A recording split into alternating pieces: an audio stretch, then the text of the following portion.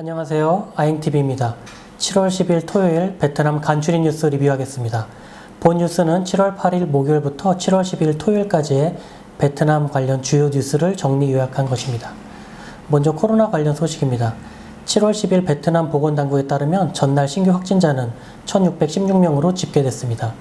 이틀 전인 1307명을 넘어선 하루 최다 기록이며 확진자 중 1229명이 호치민시에서 나왔습니다. 하노이시 당국은 18세에서 65세의 시민들에게 7월 10일까지 전자건강기록 앱을 통해 코로나19 백신 접종을 신청하도록 촉구했습니다. 이번 요청은 올해 내로 하노이시 대규모 예방접종이 예상되면서 진행되는 것으로 알려졌습니다. 7월 7일 저녁 호치민시 인민위원회는 코로나19 예방 및 통제를 위해 7월 9일 0시부터 15일간 호치민시 전체의 지침 16호에 따라 사회적 거리두기를 실시한다고 발표했습니다. 이번 지침 적용으로 사람들은 음식, 약, 응급 상황 및 긴급 상황과 같이 절대적으로 필요한 경우에만 집 밖으로 외출할 수 있으며 공공장소에서도 2명 이상 모이지 않도록 해야 하고 최소 2m 이상의 거리를 확보해야 하겠습니다. 7월 8일 아침 진행된 회의에서 베트남 총리는 7월에 도착 예정인 코로나19 백신을 우선적으로 호치민시에 배분하는 방안을 검토하도록 보건부에 요청했다고 밝혔습니다. 또한 총리는 백신 배포 우선순위를 지정하는 것 이외에도 호치민시가 적절하고 안전하며 효과적인 백신 접종을 진행하기 위한 시스템을 준비하도록 요청했다고 발표했습니다. 다음은 부동산 개발 투자와 관련된 소식입니다.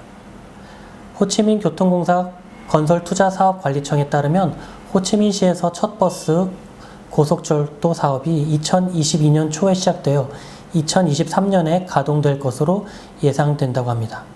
보반기에 마이치토대로를 따라 이어지는 26km의 BRT 노선은 빈탄구 알락 롤터리에서 출발해 투덕시 락지엔역에서 끝나게 되겠습니다.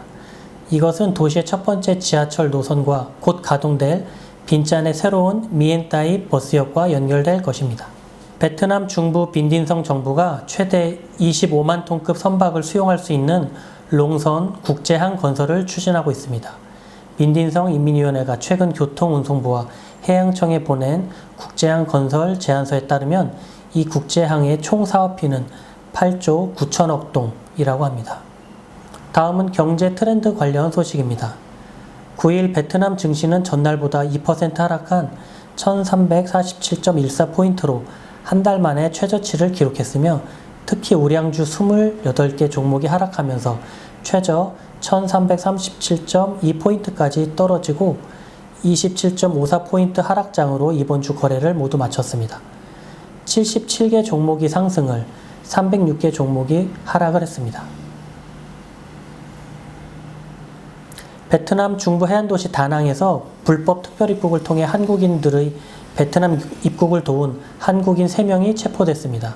다낭시 공안국에 따르면 9일 체포된 3명은 중부 한인회 부회장 L씨, 한인후회 대표 S씨, 칸비나 중개 대표 S씨 등으로 이들은 불법 특별입국에 직접 관여했거나 조력한 혐의를 받고 있습니다.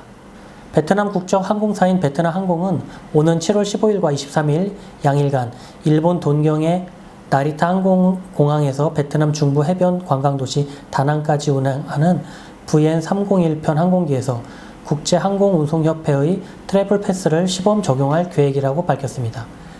이번 시범 운영은 지난 5월 베트남항공과 IATA 간 체결된 협력 프로그램을 구체화하기 위한 조치라고 밝혔습니다. 2020년에서 2025년까지 베트남에서 전자지갑을 통해 거래 가치의 종합 연간 증가율은 최대 29%가 될 수 있다고 합니다. 핀테크 기업 보쿠가 발표한 새로운 보고서에 따르면 동남아시아는 전자지갑 시장이 가장 빠르게 성장하고 있으며 중남미와 아프리카, 중동이 그 뒤를 따르고 있다고 합니다.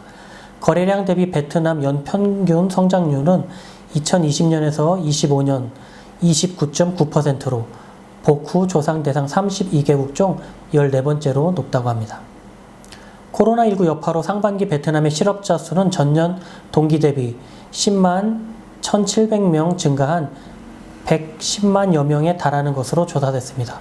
코로나19 여파로 지난해 3분기부터 지난 2분기까지 평균 근로소득도 감소했습니다.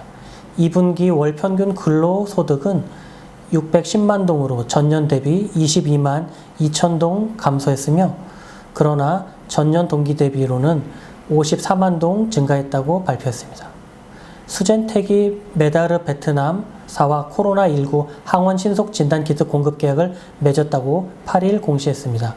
계약 금액은 130억 8,240만 원으로 지난해 회사 매출액 대비 31.64%에 해당하며 계약 기간은 다음 달 31일까지라고 합니다.